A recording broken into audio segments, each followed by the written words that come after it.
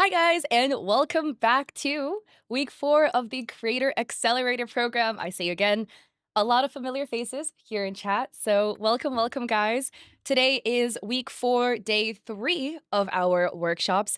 And again, if you're not familiar with what is going on over here, this is a program hosted by both Blurp and Streamladder called the Creator Accelerator program, where us content creators are locking in a 6-week window.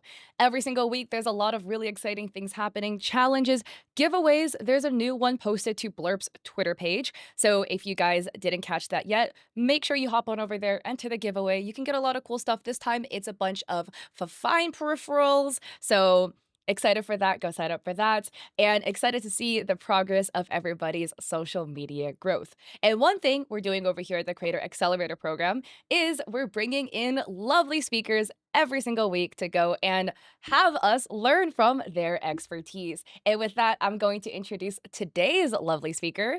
We have Sens. Hello.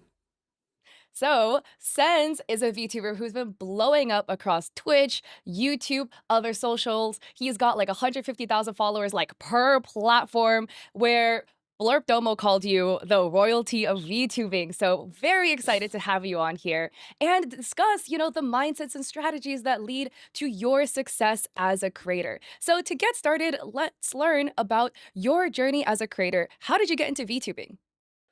I used to be an IRL content creator. I've been streaming probably for about like 8 years now.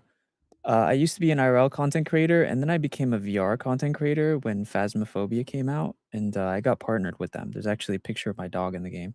Oh, wait, that's Um, so cute. yeah.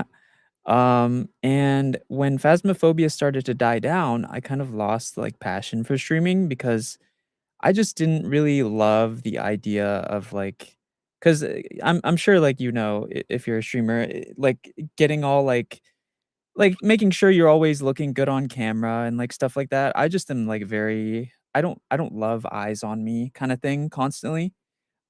So I was like, "I don't know, maybe streaming is not for me." And then I met a VTuber for it through a collab, and I was like, "Wow, that's pretty cool."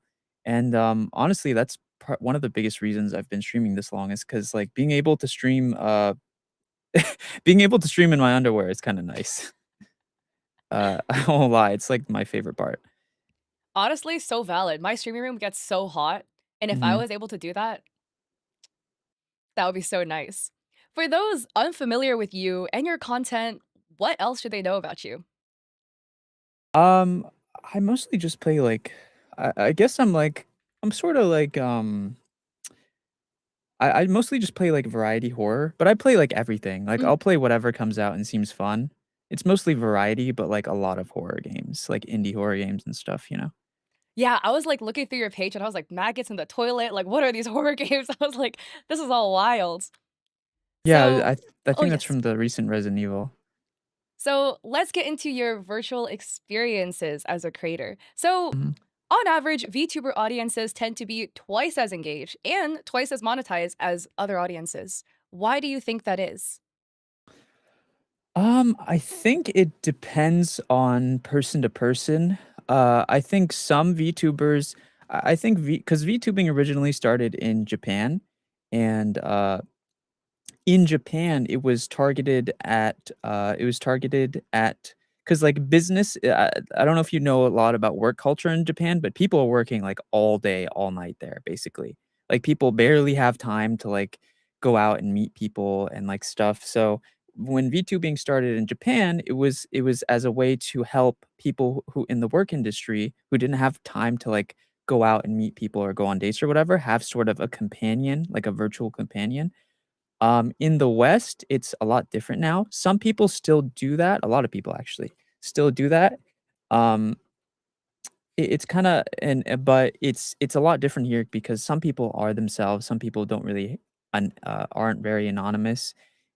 Everyone does it differently, but I think, like, the VTuber fans on average are just more feel closer to their character, and when you see an anime character, it's easier to be they call it Delulu, I don't know if you've heard of that, but it's kinda like a similar mindset. It's and this word I feel like has negative connotation to it, but I think it can be used in positive ways. It's called parasocialism.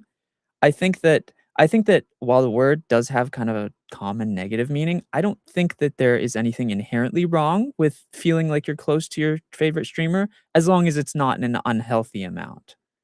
Um, so that's usually why it's just seems like it's like kinda like a more common thing in the VTubing scene, but I don't think it's negative if it's healthy and, like, you still take care of yourself and understand that it's still a creator at the end of the day. Yeah, I mean, I feel like a lot of people, they just crave companionship, you know? Mhm. So like you said, there's a balance to everything, and as long as, Yeah. your health is being prioritized, Mhm. that's fine. So, Yeah. talking about virtual experiences and content today, how do you define that? And what can creators learn from them? Virtual experiences. I think that, I think that a lot of people think that I think that VTubing in general is not necessarily that different than normal content creation.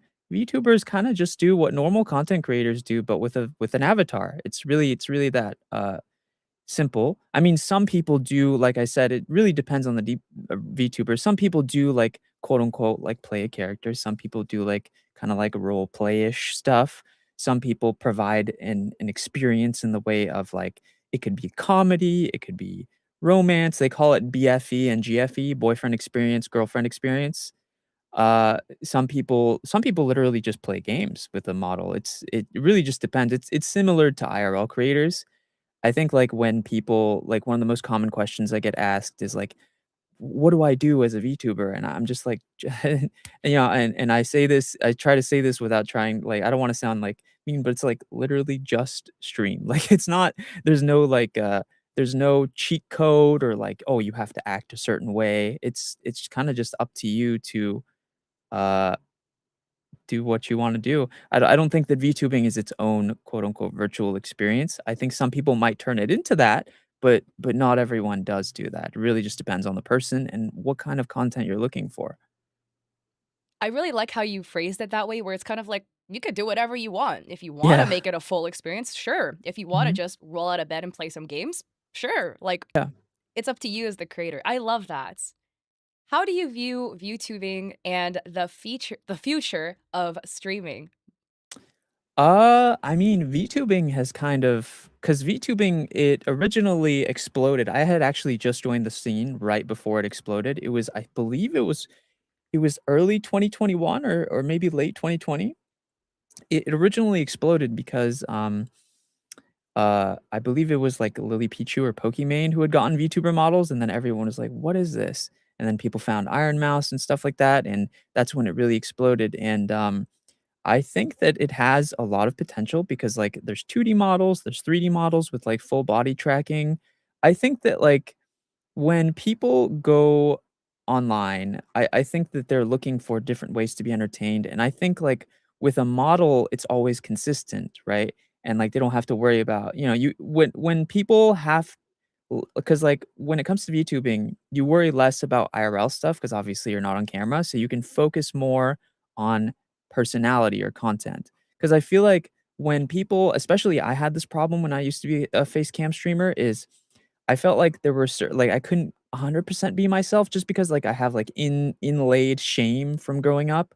Like, I couldn't be myself without embarrassing myself kinda thing. Not everyone has this issue, people who are more confident, but, I feel like a lot of introverted people, like myself, have a hard time being themselves while on camera. The model helped a lot with that. Just, like, saying really just dumb stuff. Just just, like, really out of pocket stuff that I would not normally say, like, if my face was being looked at. Not because I don't want to, just because, like, I don't know, I just am, shy, I guess, or embarrassed.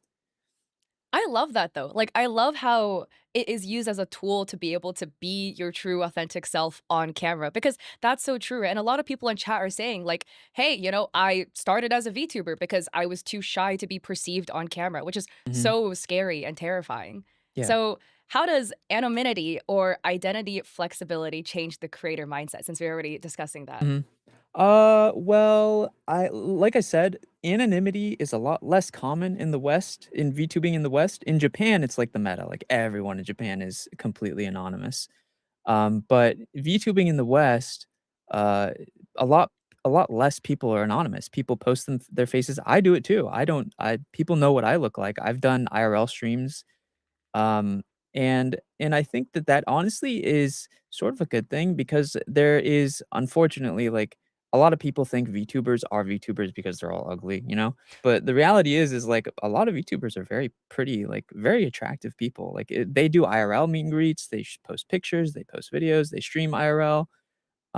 It's I think an anonymity is a lot less now in VTubing than maybe it was when it started out, but, I think it still can be helpful because, like I said, when you have less fear of being seen and, like, when you can focus on your personality and your content more when you're, like, less worried about, because that's the thing is, like, when people watch VTubers, because it's mostly their model, they can't really watch for, because unfortunately in the streaming scene, this does happen where sometimes someone will watch someone for their looks, and when it comes to a model, people can only really hear the voice and see the personality.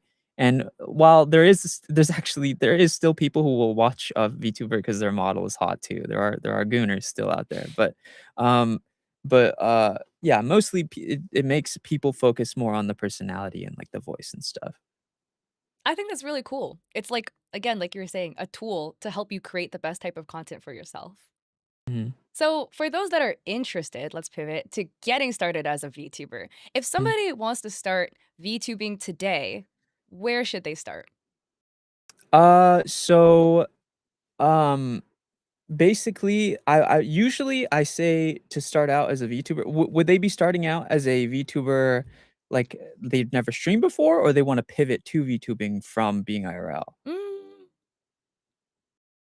would there be a difference? I mean, I don't know from personal Yeah. experience. Yeah, so I would say if they've never streamed before, I would say they should, because and I've seen this happen so many times where people will buy, like, a $10,000 VTuber model, and they will use it once and realize, "I don't even like streaming," and quit, and that's like a 10,000 piece of art $10,000 piece of art that is just gone forever, and their money wasted. So, my if they're just starting from scratch, I would recommend just, like, they could commission, like, a piece of art for, like, 20 bucks, like an OC, quote, unquote, and, and they could, like, have it with, like, mouth open, mouth closed kinda thing, a very simple piece of art, and, like, just stream like that and see if they even like streaming. And then, if they do like streaming or if they're pivoting from already streaming, uh, they can get there are pre-made models now. There are really high quality pre-made models for both men, women, and people, anyone of any gender identity. There are pre-made models that cost around, like, I think it's between 50 to $200, completely pre-made, fully ready to track. You just literally plug and play. And, they're also very customizable. They're called customizable models. So you can make them look very unique.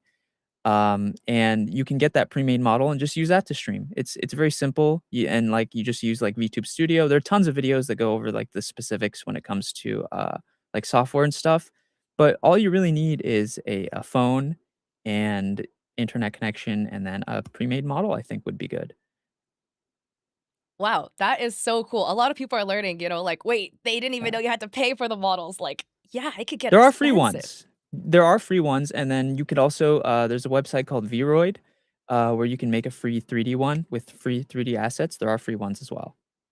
Ooh, that is so cool. Yeah, people on stream are saying that they use VRoid, which is really, really cool. So you've already covered, the minimum tools that's needed: internet connection, Mhm. a phone, Yeah. some model, even a cheap one that was made. So Mhm. what are some common mistakes that new VTubers make?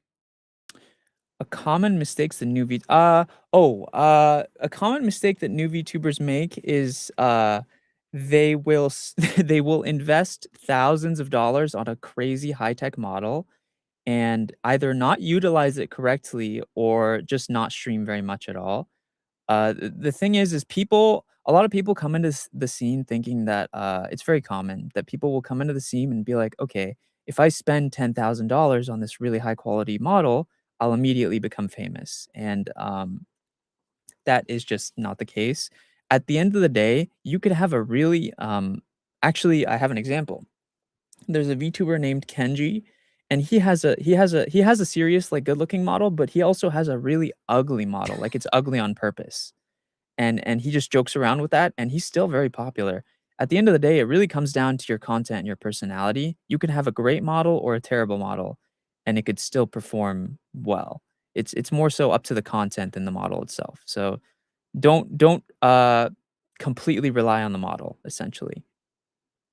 I Is love that. I love how you gave, like, kind of like an example too of a creator who has, like, a really, decked out model, but also has another one that's Mhm. silly, and that Yeah. people just come for him as a person. Mhm. So, talking about character design versus the personality and content, how important do you think each plays as a Mhm. creator? I think that it really is about knowing, because like, the thing is, like, while what I said is true about how it is really up to the content, I think that having a model that suits your voice, I think that having a model that suits your personality and your voice does actually help.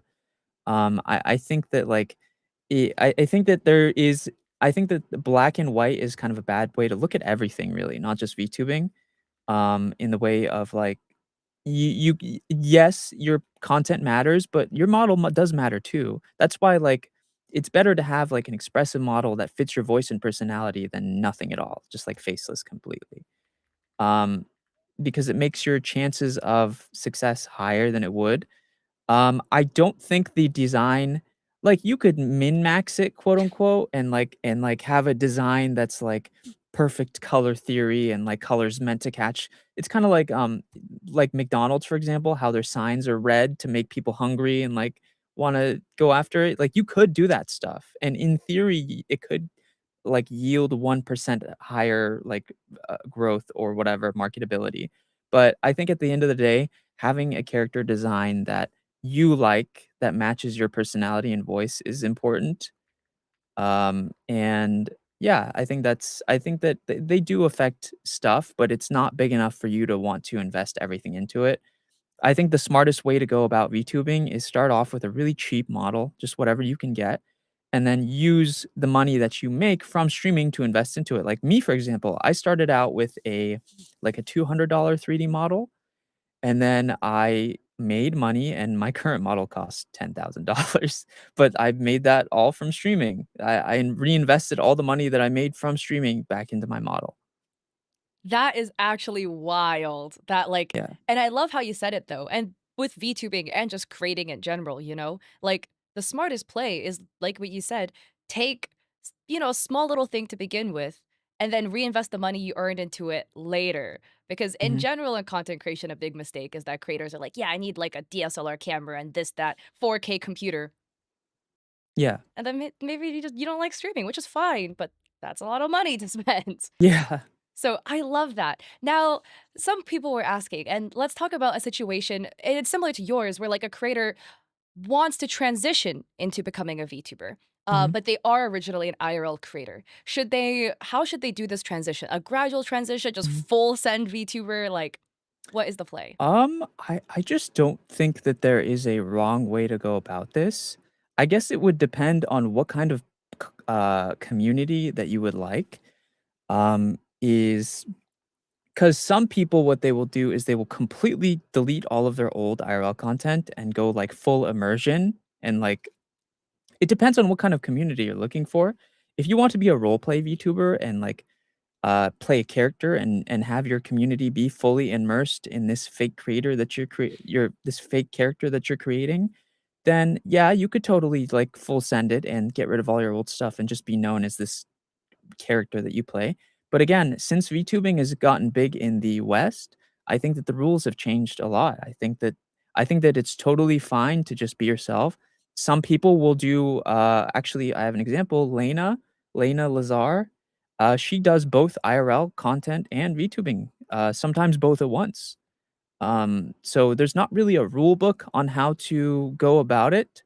I think that it really just depends on you as a person and what you want and what kind of community that you want. Because, like, when you look at it from, it depends on what you want out of it. Because, like, I will say the communities that are quote unquote immersed, the ones that are playing a character, those tend to do have people who are more quote unquote "delulu," and they usually pay more money than people who just know you for you, like the on average, not everything, it's not like black and white, like I said. So like usually people who play characters tend to have like higher paying communities, but they don't really get to be themselves, and the community doesn't necessarily know the person on a personal level. So it really just depends on what you want as a creator. Are you looking for the most amount of money? Are you trying to play a character? Like, do you wanna just be yourself and build a community around your true self? Like, it depends on what you want out of VTubing, I think. I love that. I really love how you, like, tied everything back to, as a creator, like, what you want to get out of content creation and what your overall goals are. Because that's a big thing, and the final thing is, like, if you're not having fun, Yeah. then, like, what's the point, you know? Yeah. So let's talk about content strategy and growth because we do have a lot of VTubers watching who want to pick your brain about, like your growth and your success and how they can learn from you. So Mhm, how is VTubing content different from face cam streaming in terms of growth? Because you've done both. mhm. So Yeah. you have like the best experience here. Yeah. I think that, like I said, it really just depends on you as a person. What I do right now, and by the way, I used to do the boyfriend experience content. I've experienced every part of VTubing.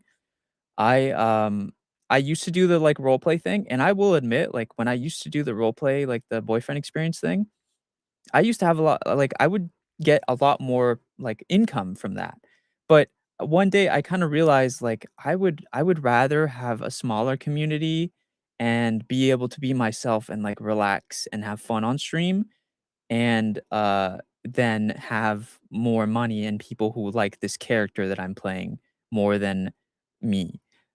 So I've done both, and by the way, that isn't to say that one is, like, correct. I think that everyone is valid in what they're doing. If you're playing a character and you're making good money from it and that's your job, good for you. Like, that's actors do that. That's basically like being an actor. So, I don't think that there is anything wrong with either side of the spectrum. I think it really just depends on what you want out of YouTubing. Like, are you just doing it as a hobby? Do you really need the money? Like, you need this to be a career? And like, it's just finding a place that is comfortable for you as a person is do you like, what do you want out of VTubing? What do you need out of VTubing? How far are you willing to go to meet whatever goal that you want out of it?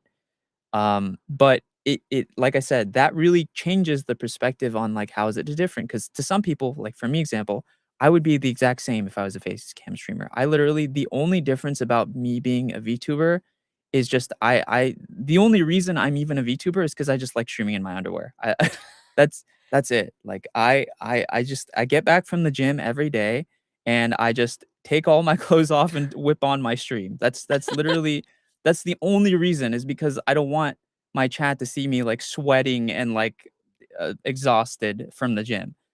That's the only reason. Otherwise, I'm just like any other face cam streamer. But some VTubers play a character, and that's totally fine too. I don't think that there's any wrong way to do it. I think whatever works for you, and that's fine. That is so funny. Take notes, chat. If you want to stream in your underwear, become a VTuber. True, Time to become a VTuber. true. So, talking about part of your branding, how important is storytelling or lore in terms of building your brands? So yeah, I kind of already covered this, but I'll just go over it again real quick. Basically, like I said, it just depends on the person. Some people build entire lore and like play a character and they're role playing and acting every time they're on stream, and then other people don't even have lore. See, I used to have lore when I first started out because I thought that you had to have lore when I was first a VTuber. But I quickly realized it doesn't matter.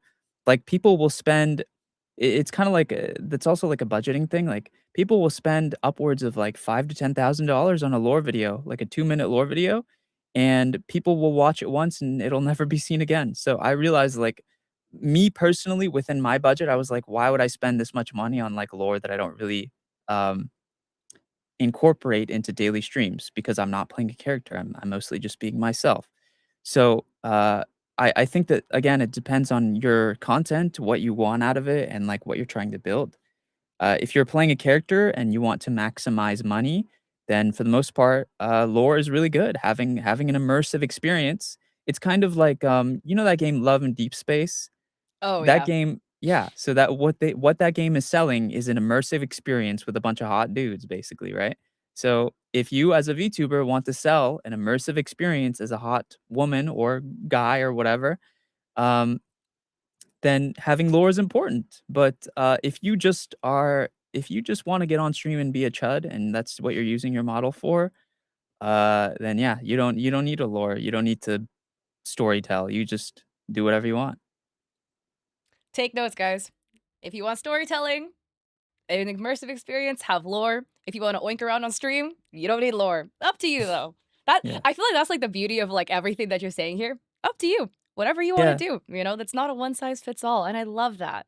Mhm, Let's pivot into some experiences because you've hosted some virtual experiences. I've seen like a dating show you've hosted and some other stuff. Which mhm. ones were the most successful? I think that of the stuff that I haven't hosted that many stuff, but the stuff that I hosted was okay. I quickly realized like when it comes to hosting experiences, it's important because most of my date like shows that I hosted were with just anyone. I think that it for when you're going for max entertainment value, it's good to invite people that you already know or that you know can, like, act on the spot, which is kind of a rare, trait. A lot of people, especially VTubers, are very, like, socially, like, awkward or introverted. So, mine in specific, I don't think anything performed super good. It was just for fun for the most part. I've hosted IRL meet and greets too. I've hosted virtual meet and greets, and those were fun. It's nice to see fans. I don't know that anything that was super I don't know about success, but they were fun. I don't remember their success, to be honest. I don't remember being like, "Oh, this did really well." Um, but I remember them being fun. Well, that's the beauty of it, right? Fun is the most important at the end of the Mhm, day. Do you have any tips for people who are deviating a little bit, trying to host events and things like that? Like how can mhm. they make the most fun out of it? Oh, yeah. I think that when you're hosting an event, like I said, inviting people that you know would make for entertaining experiences, is important. I think that, I think the more planned it is, the better it will come out. I think that unless you invite, like, people who are, like, professional actors and, like, people who you're already close with and have done it before a ton of times, I think the more planned it is, the better it'll come out. Like, be very, very specific when you're inviting people. Be like, "Hey, we're gonna be" like, here's an example. "Hey, we're gonna" I don't know if you've seen those YouTube videos where it's, like, the line of girls and they'll bring out a guy and then they pop the balloon. Oh my god, the blue and the duck ones. Yeah, I yeah. keep getting those on my For You page. It's actually Yeah, crazy. yeah, so if I was to host that, uh I would make sure the people that I'm inviting, the first thing I would tell them, because this is a big problem, especially in the VTuber scene, is like, guys, this is all like, if anything, I would just like be unserious about it. Like, play a character. I would say like, don't take it personally. You know, we're trying to make this for maximum like entertainment value rather than because most of these shows are staged. Unfortunately, well, who cares? But most of these shows are staged. I was gonna say unfortunately, but I don't think it's unfortunate. I don't think there's anything wrong with it.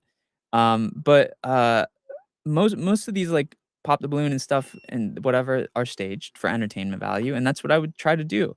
I think the more planned it is, the better it'll come out. Because at the end of the day, the only thing that really matters is the viewer experience. I don't think it being staged or not matters. So like tell them like play it up a bit because at the end of the day, like especially if you're inviting people who don't necessarily know each other, let's say you're hosting a show for the Pop the Balloon. If everyone's just being nice and respectful and trying not to hurt each other's feelings, that won't be very entertaining. If it's just everyone being like, "Oh, you're nice, yay," whatever, that's not super fun. Like people want to see drama. People like drama or like funny stuff or whatever. So I think that just trying to go for maximum entertainment and making sure everyone is there to like make people entertained rather than taking it seriously is probably the most important thing. I think that's really crucial. I mean, and whether it's like staged or not, even if it is Mhm. staged, right? Like Yeah. people are getting entertainment out of the fact that it's staged. Mhm. So, going a little bit more into content segments, what content segment has driven the most engagement and subscribers for you? Because you do a myriad of content across your Twitch and your YouTube. Mhm. For me personally, it's 2 things. It's either just like variety horror games. I don't think that's a thing specific to me though. People just love horror content. Everyone likes to be scared, but a big thing about horror content is a ton of people enjoy watching people be scared, but they themselves don't want to be scared. So they don't want to play the horror game. They want to watch someone else play the horror game. Uh, but I think the biggest thing for me is, and this kind of like pushes the Delulu thing I was talking about, is hand cam content does really good for me. It's not because what I'm doing on the hand cam is fun or extra special. People just simp after my hands, basically. I, it's funny because I didn't know people were into hands until I became a VTuber. I did my first hand cam and like it popped off and everyone was like, "Oh my god, hands! Wow!" And I was like, "Oh, okay." That is Um, actually so wild. I think it's so interesting how hands have become meta, like starting post COVID with yeah, VTubing trending. Because it's like I never thought about that either until like they started flooding my timeline. I was like, "Huh, interesting." yeah. Yeah, it was, yeah, so for me, hand cam content does the best, but it's not because I'm doing anything special, it's literally just I guess I have nice hands or something, I don't know. That's interesting. So take notes, guys. If you want interesting content, hand cams, and paint your nails and wear rings. Notes. So Yeah. pivoting into some monetization and fan engagements, how do VTubers monetize differently than traditional streamers? Differently. Hmm. I suppose, well, so this brings me back to the whole thing where VTubing isn't really all that different than being an IRL streamer. I do know of some ideas though. Some Mhm. VTubers will monetize different in the way of like they will allow you to, and this is gonna sound weird, but like for example, some people will put like a channel point redeem or like if you hit a bit goal, they'll take their model shirt off. Yeah, it's yeah. Some people will like let you do certain interactions with their model if you pay a certain amount, like put a leash on them and like pull it forward. I actually have that, but I don't monetize it. I got it because it's funny. Look, I'll show you. See? Oh, wait, that's so cute. Yeah. So some people will monetize that. Um, and it's usually just stuff like that. Like they can monetize toggles or like have you do certain interactions with their model. Or even some people will put like although actually IRL creators do this too. I was gonna say like some people will put a sticky note on their model of like the donator's name, but Mm, IRL streamers do that. They do that. that's true. I think Mhm. it's cool though, how it's like Yeah. there's a lot of different options. I've seen a lot like, oh, like X amount of channel points make me bald. Yeah. I have that It's so too. Yeah. silly. I absolutely love that. I love the creativity that comes into monetization as a VTuber. And do Mhm. you think that like with all these toggle monetizations, it allows you to monetize more as a VTuber than if you were a cam streamer? Um I don't think it's more per se. I think it's more about like I said, I think it's more about the VTuber's content because if a VTuber is playing a character, let's say I'm a guy VTuber and I'm playing like super boyfriend experience. I'm always role playing and like flirting with chat, and like there's a thing for them to pay to take my shirt off. That person would make more than someone who's just messing around. Like for example, for me, since I don't play a character, if I had a shirtless toggle, chat would probably still use it, but it would be less as immersive and like uh probably less monetized for me because I don't play into the shirt off thing. Like a VTuber who's playing a character and like role playing, when his shirt goes off, he's gonna be like, talking all sexy and stuff and being like, oh wow, chat, like flirting with them and stuff versus someone who's just messing around and like being themselves with a model. Chat wouldn't be as immersed with the shirtless thing. So it would be more of a joke than like an actual like romantic moment or whatever. So I think it depends on what kind of content that you're making, whether or not the monetization is more for stuff like that. Otherwise, like most of the ways that VTubers monetize is just like how any other streamer would monetize is like challenges, spin the wheel, writing their name somewhere, just like IRL creators. The classic Twitch streamer stuff. Hmm. Love that. Yeah. Moving on to your audience, how do you make fans feel like part of your world? Uh, Part of my IRL world or like VTubing related? Well, your content world in general, whether you would consider that VTubing only or your Hmm. IRL or both. I'm very honest with my fans. I post I'm not very immersive. I post like IRL stuff all the time. I Mhm. show myself. I talk about my real life. I'm not very like immersion focused personally. So I talk about my real life. I talk about real life experiences. I uh I let them, as for like the VTubing side, I let them mess with my model. I uh I usually like the way that I've rewarded my fans is by honestly like every debut I will add more things for them to mess with on the fan side. So like for example, this upcoming debut, I can say this here because I think most of these are like your fan. I don't think any of my fans are, even if they are, it's fine. But my next debut, I have some stuff like that they're gonna be able to. I'm gonna let them mess with my model a lot more. I'm gonna have like I have like Mm. custom coded like AI stuff that they're gonna be able to mess with. Like every debut that I do, I add more for my fans to do as like a thank you for supporting me as long as they have or whatever. That's the kinda like when I'm planning a debut, I'm honestly less planning it for myself and more planning it for how can I reward the viewer more for supporting me this long? What else can I add to the stream to make a person watching have fun with it? So I have a bunch of, like, little toys that they're gonna be able to mess with that are both model related and not model related. That is so cool. Yeah, because like, for everybody that comes on for these workshops, I, like, look at their content beforehand to get an Mhm, understanding. So I saw in a lot of your videos, you were like, "There's a model review coming up, like, this is going to be the most tech advanced one you guys have seen yet." mhm. That is so cool that it's really just to, like, go back to giving your audience the best experience possible from your Yeah. streams for as a thank you. This is a little bit of a pivot, but because we're talking about debuts specifically, and you've done a couple now, Mhm. how do you make a debut successful? Because a lot of VTubers do debuts. Mhm. So that's kinda like success is kinda like a personal everyone has their own metric for success. I think, for me, I'm kinda hard on myself when it comes to debuts. So, like, I invest a lot of money into debut. Like, my upcoming debut, I've probably spent, like, 20K on it total. Um, and again, this is all funds from stream, so it's stuff that I've made from my content. So for me, like, every debut for me is kinda like this kinda sounds scary, but it's kinda like a, "Do I wanna even continue this?" kinda thing where, like, I'm like, "If this fails and, like, after all this like, if I don't see a certain amount of growth after every debut, I'm like, 'Damn, I wasted all that.'" Like, Oh, but I'm no. super hard on myself, though. That's just me holding myself. I've always been, like, a very all-in type of guy, so I kinda hold myself to a pretty high standard, but I feel like for the average person, success is just getting it done, to be honest, getting to the end. I think doing a debut is really just up like, doing the debut in itself is kind of like a feat because debuts usually, not always, but usually cost a pretty good amount of money. Um, and and, uh, and they're a lot of work, and, uh, and it really just depends because like, some people I don't think a debut debuts are so subjective too because it's like for some people debut is just a new model. That's it, just a brand new model, which that in itself is still big. Like model is the main part of stream, of course.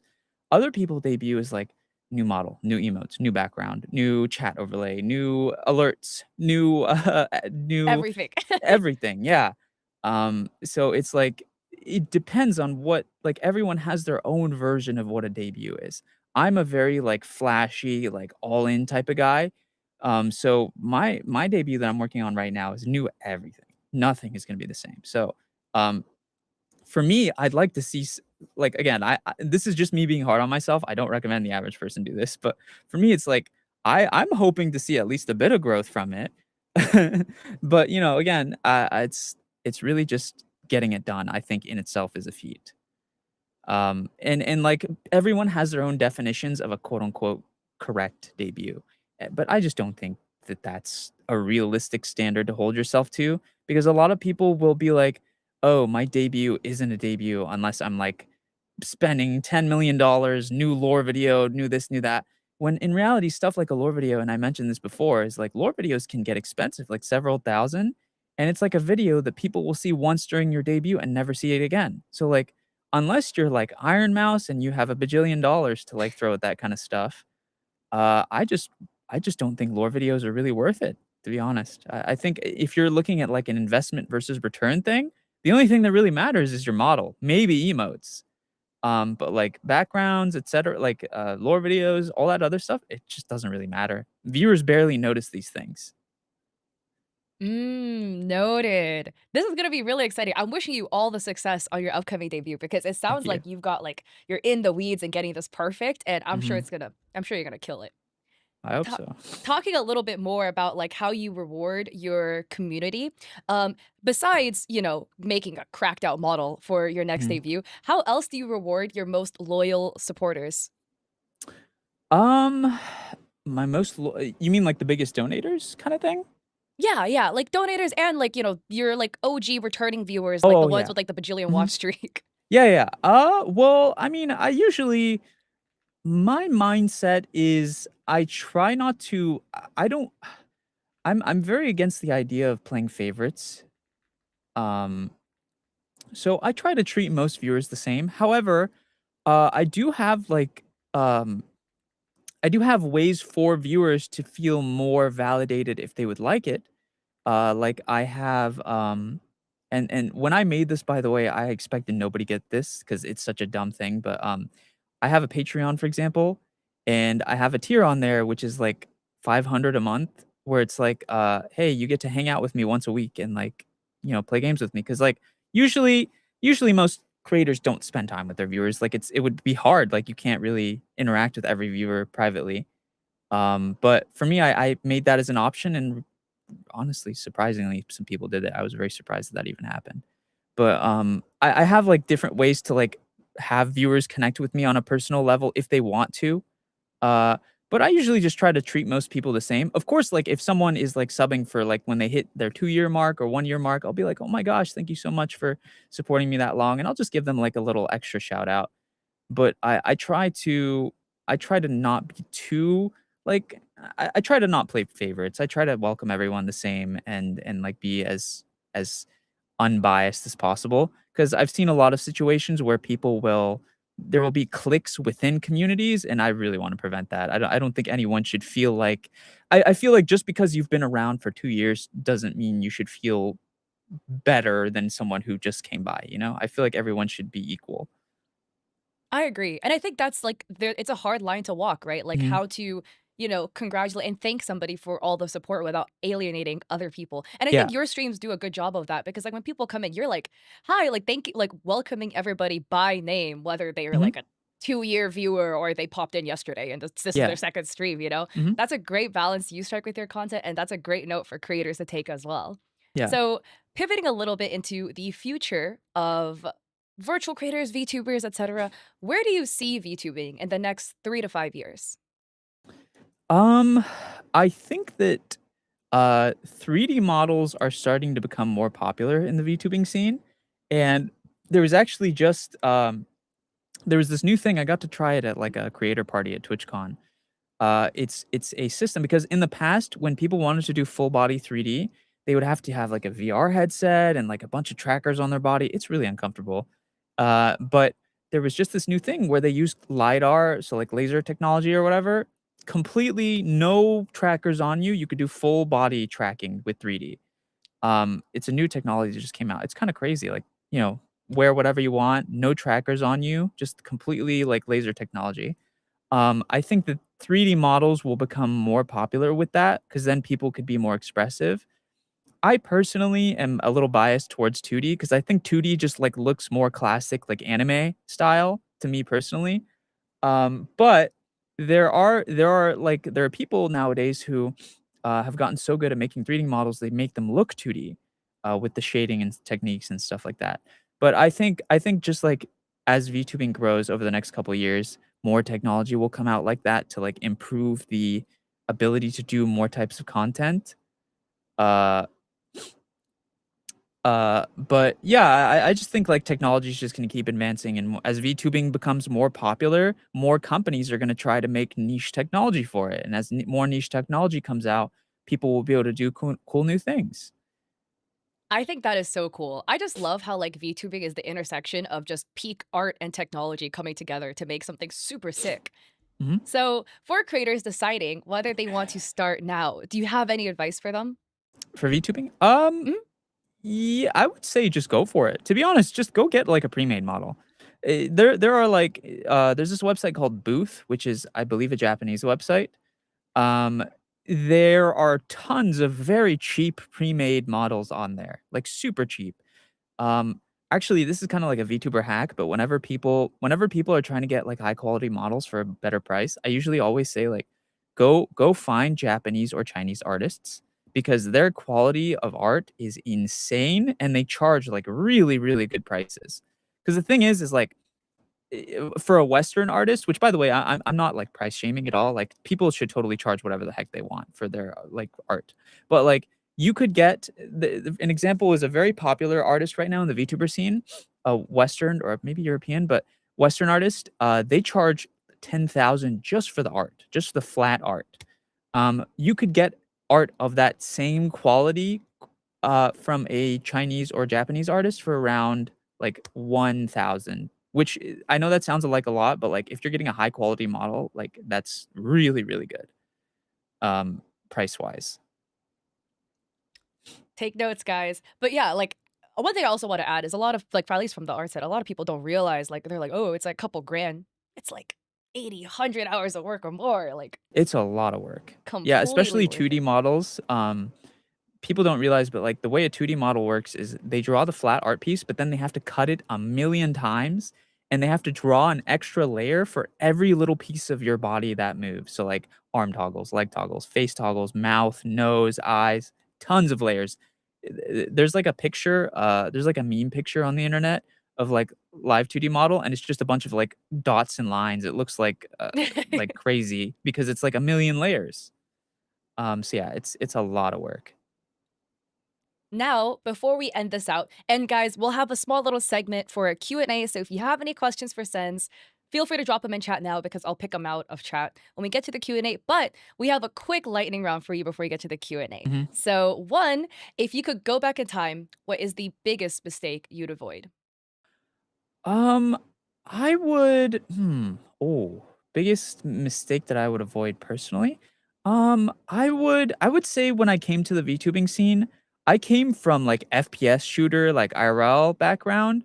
So I like I just didn't know, like, the culture. It was such a different, like, everything for me, because like, the FPS community on Twitch and, like, FPS games, everyone just is, like, jokingly mean to each other, and, like, everyone just is super blunt and, like, whatever, and, like, when I came to the VTubing scene, everyone was very, like it's a whole different community, like, people are very sensitive, and, like, people are nicer to each other and more uplifting, which I like, by the way. I think it was a way better community to get into. Um, and I just wasn't used to it.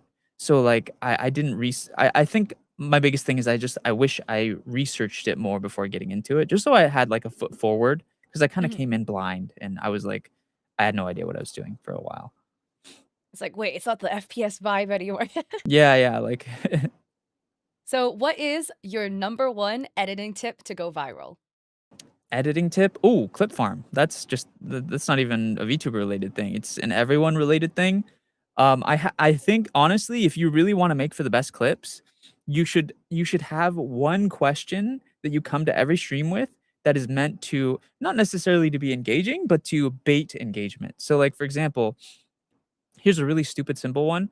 What do you guys think about pineapple on pizza? That's gonna make everyone start fighting, or like everyone's gonna have strong opinions about it, and you can make a clip off of that. Or like, what are your guys' thoughts on just something that is meant to bait engagement? That kind of thing will make for very good clips usually. Pineapple does not belong on pizza, by the way. Yeah, see that in itself is a clip.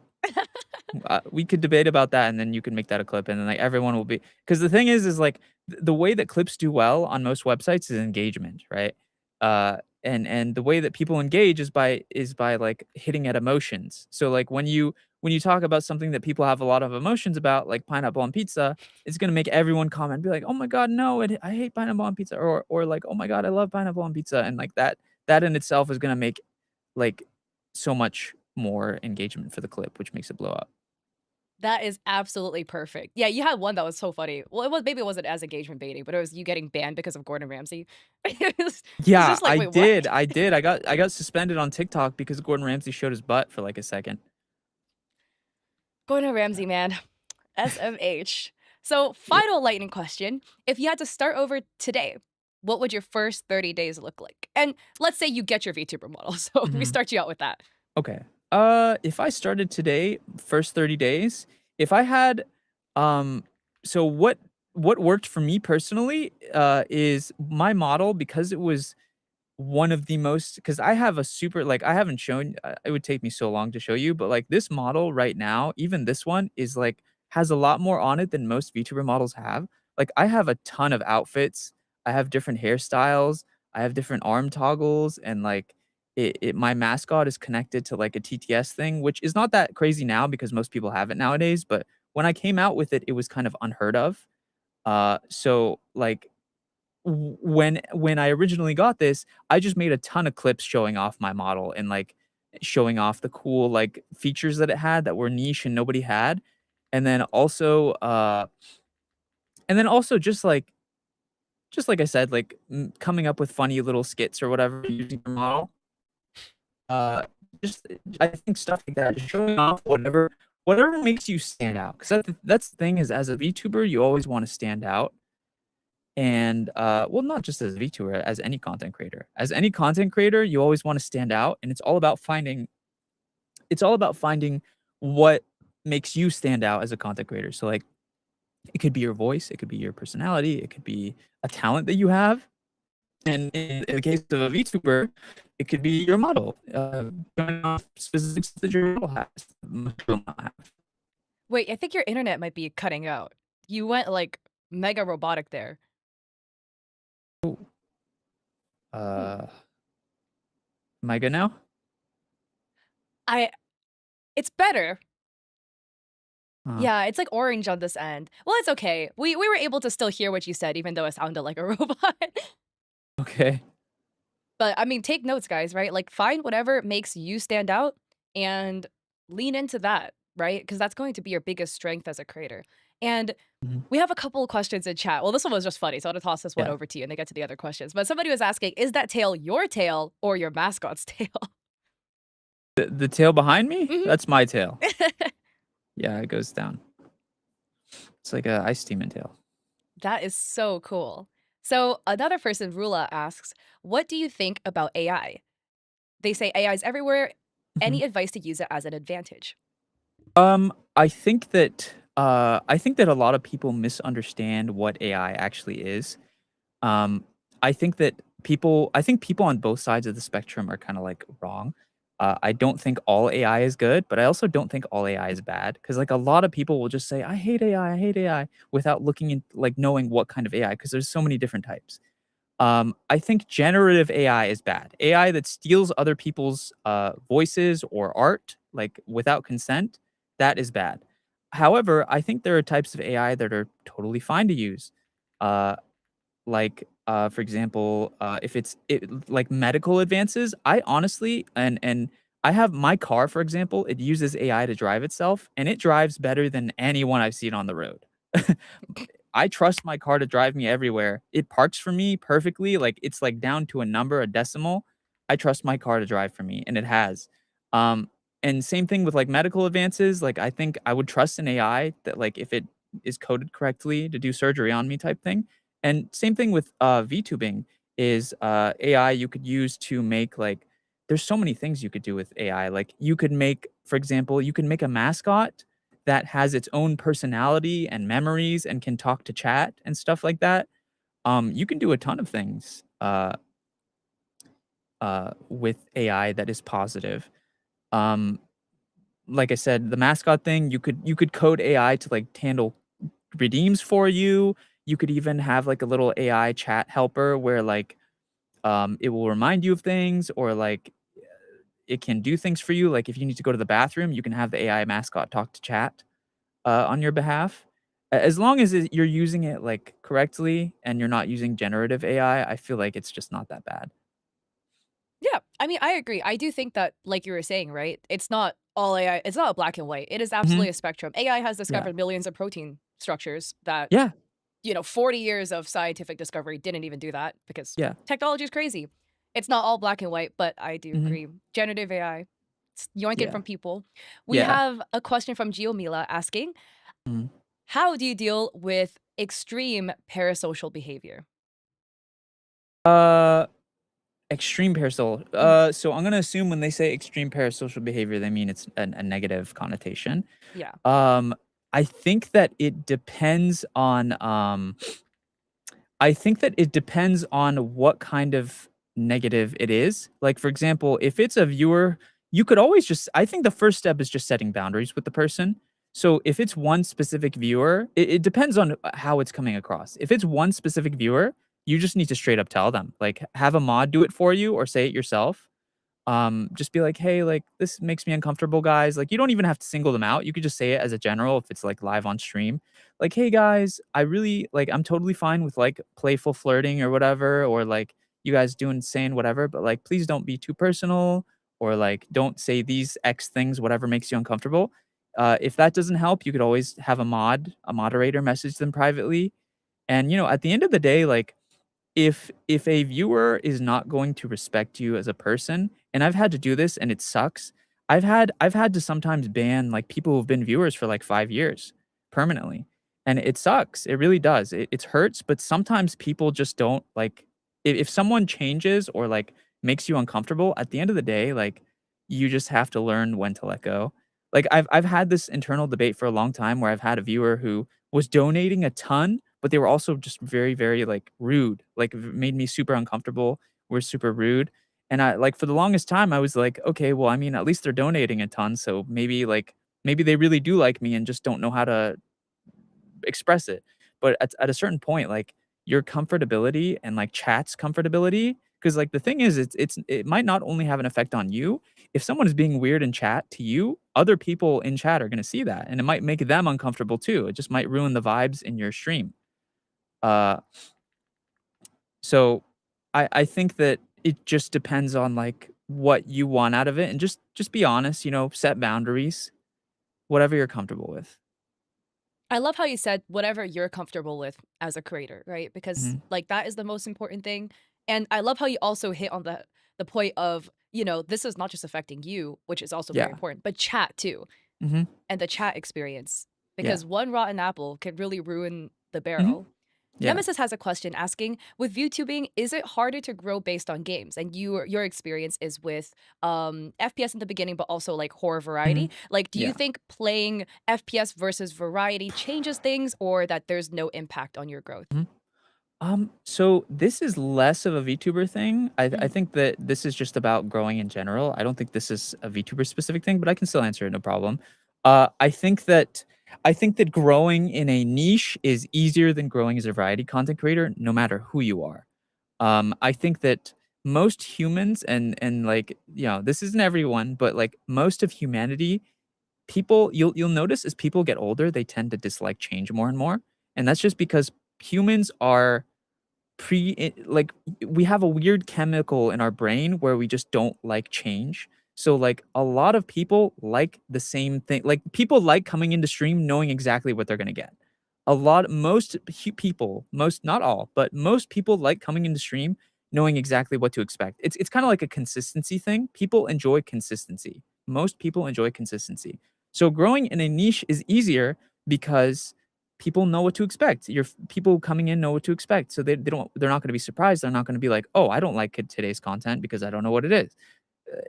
And like, the niche could be anything. It could be specific things, and it could be broad things. Like, it could be one specific game, or it could be a specific genre like horror or FPS or action or RPG, fighter, whatever.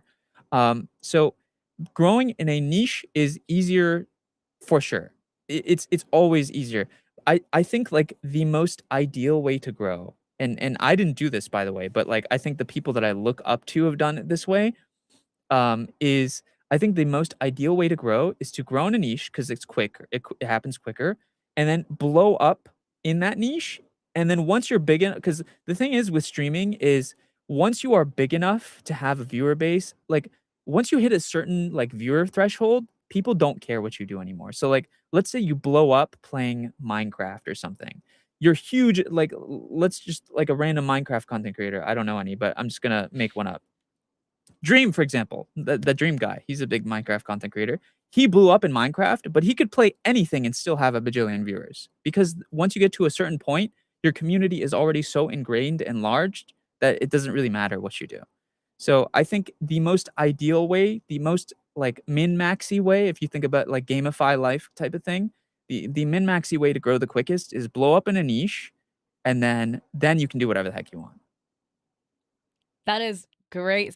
Well said, well said. And I feel like a lot of creators are like that. I like Mhm. to jokingly call it like the Midas touch creator. You got a hand Yeah. of gold. You reach that point, any type of content you do, yeah, people are gonna be there because you've Mhm. already built that audience. That is so, so well said. And unfortunately, we've hit time as much as we Yeah. would all love to hostage you for some more, picking your brain for some information. Thank Yeah, you so totally much, fine. Sense, for coming on. We appreciate you so much. Of If you course. guys would like to follow Sense, I dropped all of their socials in chat, their Twitch, YouTube, and their X, I hate saying that, their Twitter. Can we Yeah. get some W's in chat for Sense, please, guys? Thank you for having me. I hope that I, answered everything well. Oh, you answered it great. Yeah, Everyone's like, "Oh, I gotta walk away with all this information now." Yes, W is a chat for Sense. So thank you, Sense, for coming on. We all of course. appreciate you so much. And to wrap this up, guys, thank you again for hopping into this workshop as part of the Creator Accelerator program. This was week 4, and we have 2 more weeks left. So really excited. Every single week again, we'll be having more workshops for you guys with tons of amazing speakers. Next week, Monday, I'm actually not here. So the first workshop next week will actually be Tuesday, 4 p.m. Pacific Standard Time.